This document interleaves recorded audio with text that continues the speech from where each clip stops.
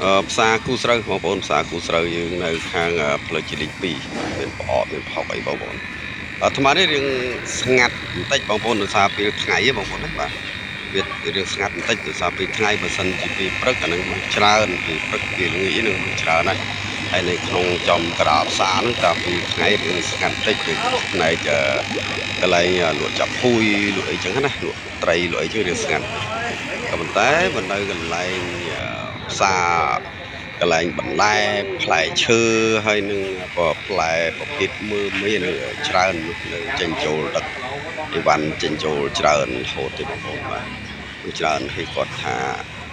តម្លៃបន្លែមួយចំនួនគឺមិនមានការឡើងថ្លៃអីទេក៏ប៉ុន្តែថាការលក់ដូរគឺវាមិនជាលក់អីដាច់ណាស់ណាខ្លាំងដែរ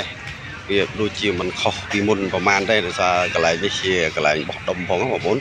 មកពីចឹងទៅក៏គាត់លក់តាមធម្មតាដូចតែមុនទេបាទបងបន្លែលក់ដាច់ជាងមុនទេបងដាច់ទេបងគ្រាន់បើជាងមុនបន្តិចណោះបន្លែលក់ដាច់ជាងមុនបន្តិចអើយបន្លែនឹងចប់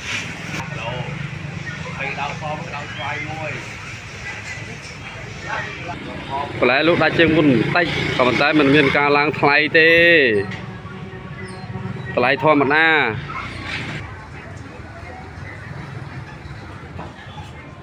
នំចុកបងប្អូននំចុកនេះអាចទេបងលក់ដាច់ច្រើនទេបងនំចុកលក់ដាច់ច្រើនទេ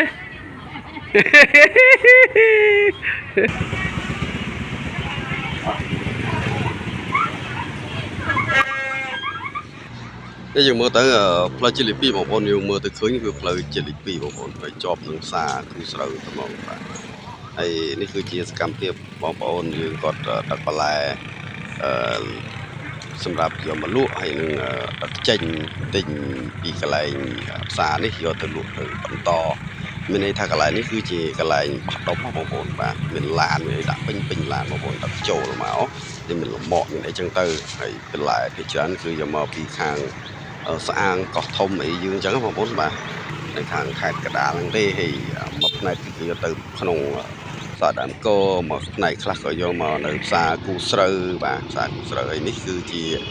ក្រុមបន្លែកន្លែងលក់បន្លែបោះដុំបងប្អូន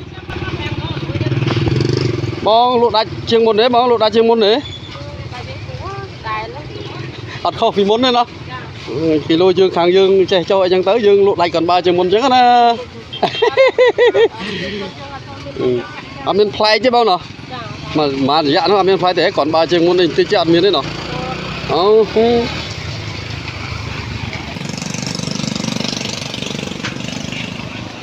ពេលព្រឹក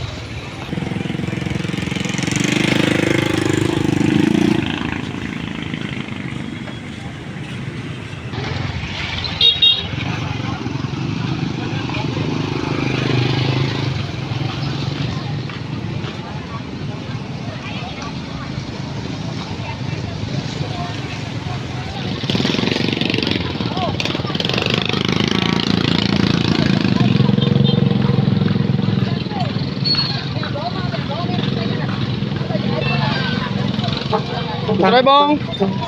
លក់ដាច់ជាងមុនទេបងលក់ដាច់ជាងមុនទេលក់ដូរដាច់ជាងមុនទេដាច់ទេ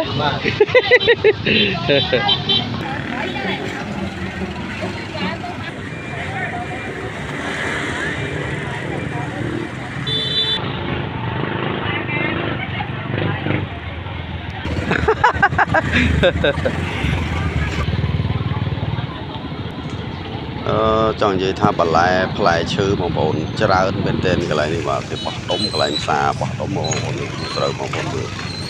ឡើងណែនប៉េះបងប្អូនហើយបងប្អូនវិញច្រើនដែរប៉ុន្តែគាត់ថាពេលថ្ងៃវិញទៅសម្បូរវាចូលមកយកអីវ៉ាន់ទេបាទគេដឹកចូលពីព្រឹកអីចឹងទៅណាពេលថ្ងៃគេមកទិញមួយចឹងពេលល្ងាចបានមនុស្សច្រើនមែនទែន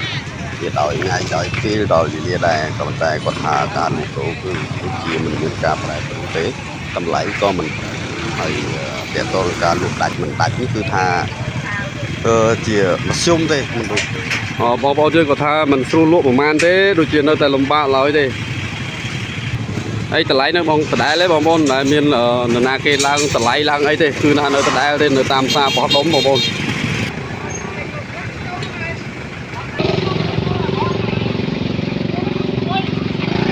นี่บางคนเมียนซ้อมเมียน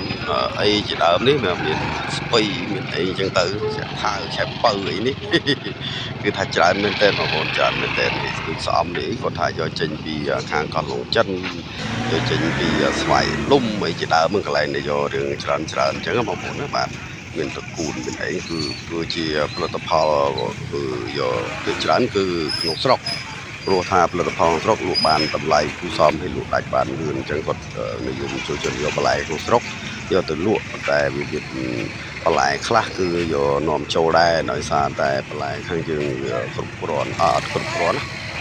โอ้นี่สปีจักเกอร์สปีคิวสปีไอสลัดไอชัดเท้าไอต้มไอเรื่องโยมโมบีข้าง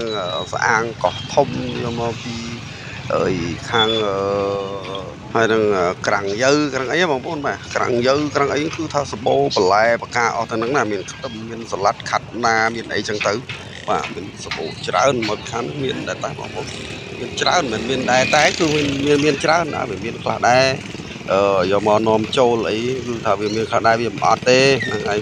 giờ ở tê này còn một tình do từ lụa làmแต่จังว่าโอ้เนี่ยมาเอาทางอ้อนนี่คือสไตล์เจอกระไรบ่ดมบ่ดักมาบ่ดมจังนะกระไรบ่กอจังให้กดทางกดถูกดักถูกซ้ำ